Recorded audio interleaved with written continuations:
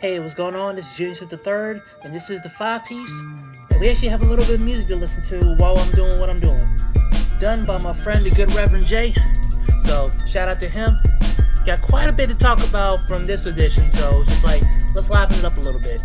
First off, South and Nor defeated Aiden Griffin in girls basketball. Of course, you know there are a lot of teams that are on quarantine right now, but South and Nor came out. They only had 8 players themselves because of quarantine, but they ran up a 23-0 lead on the Chargers. We're actually up 22-0 at halftime. The Chargers missed their first 24 shots on the way to a 34-22 win for South and Nor. So Aiden Griffin made a bit of a comeback, but it was just too little too late.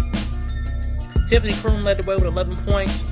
Jaquan McClain with 7. Isaiah Laporte, 4 points, but also had 8 steals and 7 rebounds. And for Aiden Griffin, Sadaria Little led the way with 9 points. So it was South and Nor's first game since January 26th. Aiden Griffin's first since January 29th. So they're finally getting back to business. Meanwhile, at Bethel Christian, they traveled to Wilmington Christian, and the Patriots defeated them in both boys basketball 60-38, and in girls basketball as well. I have to come back and get a score for that, but that is the season finale for both squads. There's no telling what's going to happen as far as playoff. You know, just want to get the message from the coach and call it an evening. The girls fell 32-10 for the record. Now moving over to Randall Parrott. In boys basketball, they traveled to Raleigh St. David's.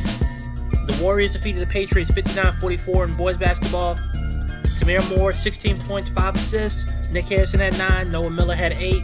But unfortunately, it wasn't enough for the Patriots. Meanwhile, the girls, after not winning a single conference game last year in the EPIC, they tied for the conference championship with a 35-31 victory over St. David's. Now, St. David's actually knocked this team off last week and ended a 11-game winning streak, 33-19. But they came back, 35-31. Virginia Edmondson with 9 points, Rachel Okonkwo with 8 points, Carolina Wano with 6, but she hit 4 critical free throws in the fourth quarter when the Patriots offense kind of stalled. They only scored 6 points in the fourth. She had 4 of them. Virginia Edmondson had the other 2. Kyla Parker led St. David's with 12 points, but the Warriors do have 2 more conference games they have to play. If they lose one of those games, then Randall Parrott wins the conference outright. But at worst, they are going to win. They're going to at least grab a share of that conference title.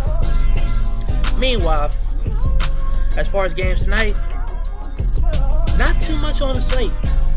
I will actually be at Jones Senior as they take on South Creek in conference action for both boys and girls basketball. And Washington is taking on West Craven. They'll be hosting West Craven. Of course, the Pan Pack, they're seeking their first conference title since 1979, and they're on the right track if they simply handle their business. So, for all action, go to encmoments.com. Kist's premier source for sports and other information. I'm actually going to be putting together something along the lines of Black History. We got a really good story that'll be up there later on today. Just trying to put a couple other things together. Can't forget soccer as well. So, soccer-wise, got a pretty good slate of games. Green Central is at Aiden Griffin, Kempston at North and Nor, West Craven at Washington, and South and Nor is traveling to Pikeville to face the Golden Falcons of CBA Cox. And then, can't forget LCC. You know what, there's a lot that's going on. Like, it turns out that they've started some of their seasons. Men's basketball is going down today. Lenore Community College is traveling to Central Carolina. That game will be at 7 p.m. And they also have a game against Sandhills at 3 p.m. on Saturday. For baseball at LCC, Lewisburg is taking on Lenore Community College in a doubleheader at noon, and that's going to be right here in Kinston. And then the volleyball season, the Lancers will have their first 2 home games. Friday, Bryan and Stratton at 6 o'clock, and then Saturday, Catawba Valley at 1 o'clock. So, that's the slate, and that's the 5-piece.